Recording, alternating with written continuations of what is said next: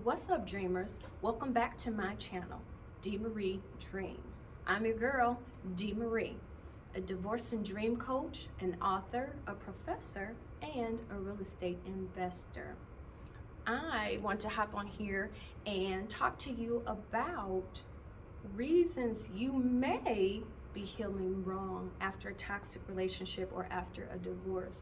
But before I get into the video, I wanted to just, again, if you saw my last video, you probably saw there was a lot of emotion in that video because I talked about my grandmother and the reason why I started this channel and the reason why I do what I do.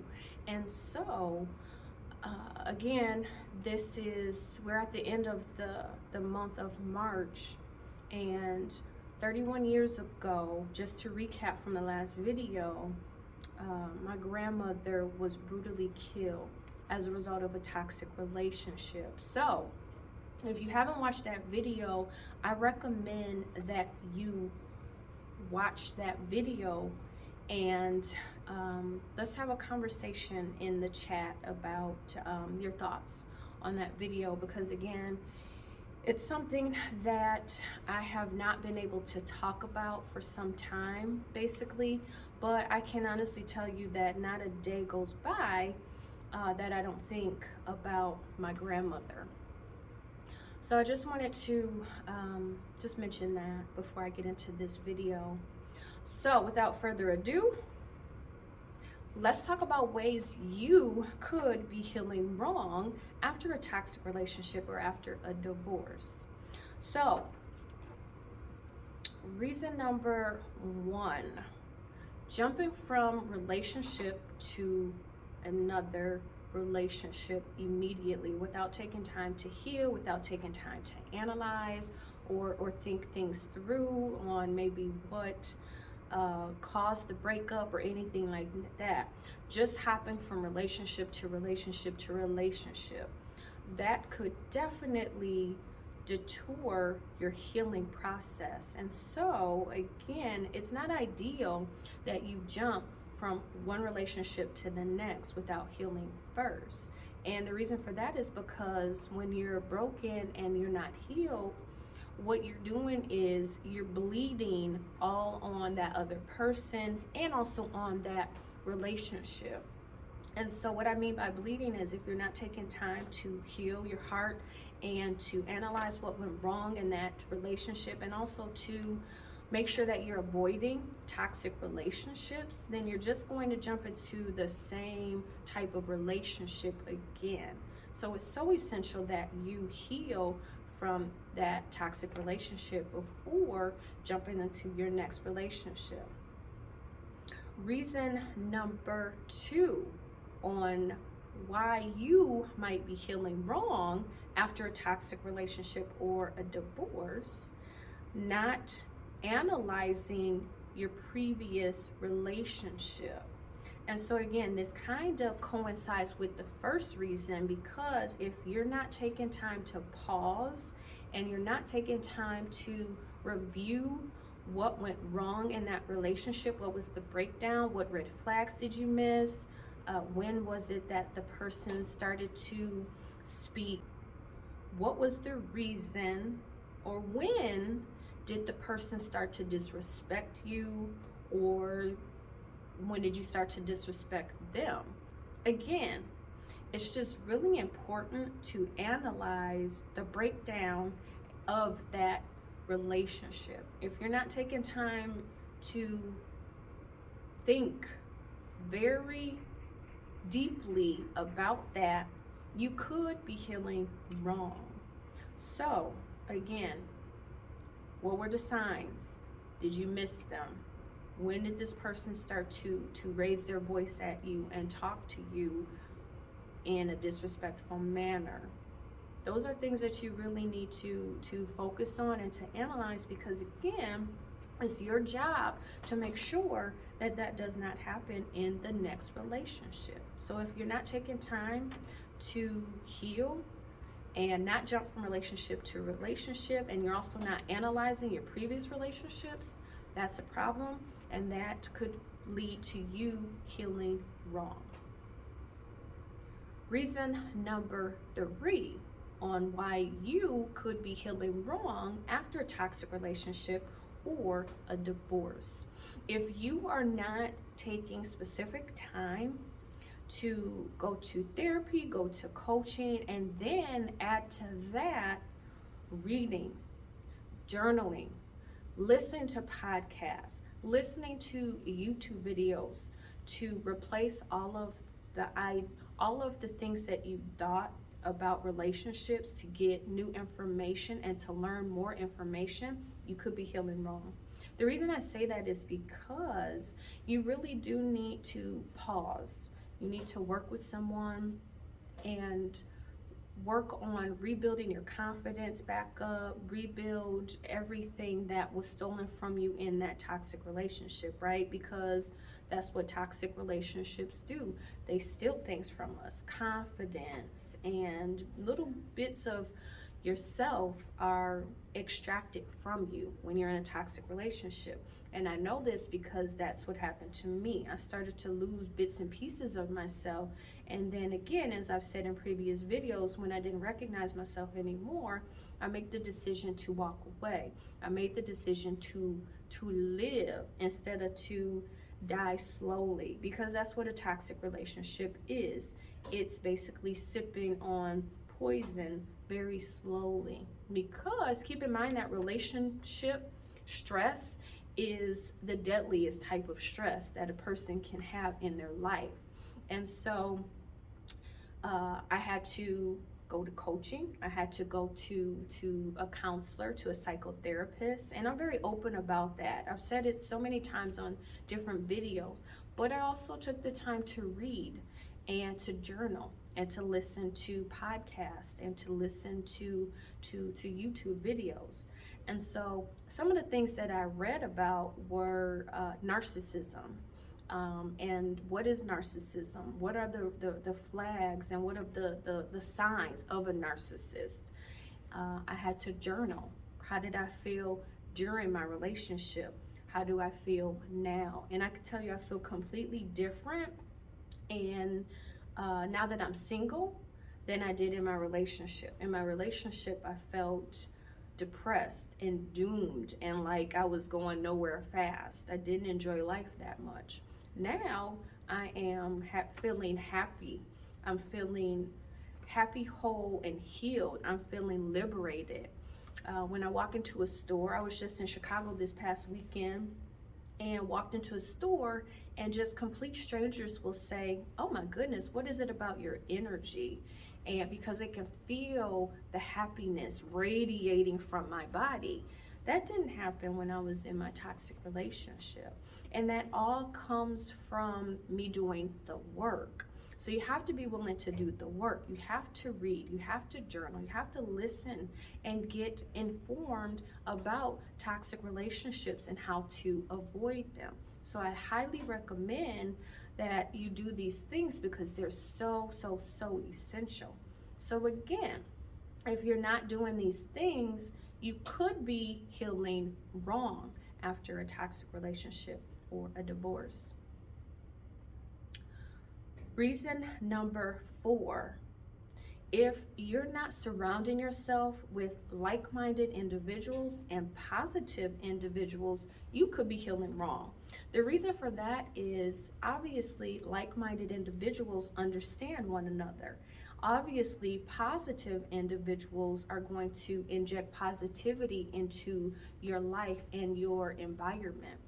So it's so essential to surround yourself with these types of individuals after a toxic relationship and after a divorce, because if you surround yourself with negativity, negativity breeds negativity. And so woe is me could be your lifestyle after coming out of a toxic relationship if you surround yourself with negativity. And so you have to be willing to, as Aaliyah says in her song, pick yourself up and dust yourself off and try again. But after doing so, make sure that you are surrounding yourself with positivity, because it's very easy to have a negative attitude about why did this happen to me? I don't deserve this. I'm a good person. But if you take a different mindset and a different approach and think, what am I supposed to learn from this? How can I use this information to better myself? How can I make sure that I use this information to not make that same mistake, not attract that same type of individual? Then that's when you rise to the occasion, and that's when you now apply everything that you learn, because you're going to attract someone better. But again, you have to put the work in, and it's so essential and it's so vital that you do so, and you have like-minded people and positive people right there by your side. Reason number 5 on why you might be healing wrong after a toxic relationship or after a divorce. If you are not practicing self-care and self-kindness, you are doing yourself a disservice. And so what I mean by that is, it's so easy for us to have the negative self-talk. It's so easy for us to speak poorly about ourselves. And so if you're doing that, first off, you need to stop immediately. Surround yourself with positive affirmations. Surround yourself and give yourself kindness and give yourself grace. You have to show yourself grace. You have to show yourself grace. It is so important. And so if you're not practicing self-care or self-kindness, you could be healing wrong. So what does that look like? Self-care is obviously doing the work. It's healing. And you'll notice that all of these overlap each other to a certain extent. It's doing the work. It's healing. It's saying, I'm going to really extract that childhood trauma. I'm going to make sure that I deal with it so that it's not ruling my life. I'm going to make sure that I deal with it so that I'm not falling back into the same trap and dealing with the same type of individual.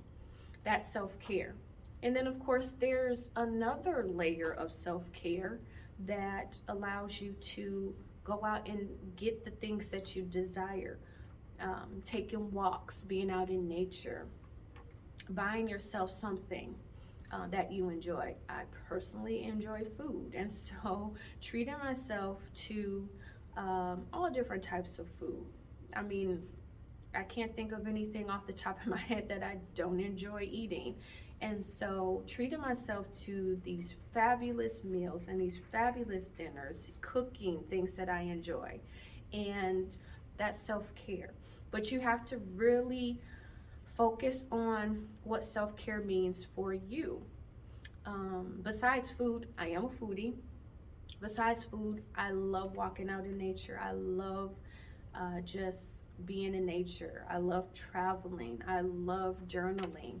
And so self-care is going to look completely different for everybody. But again, you have to treat yourself to something that you enjoy.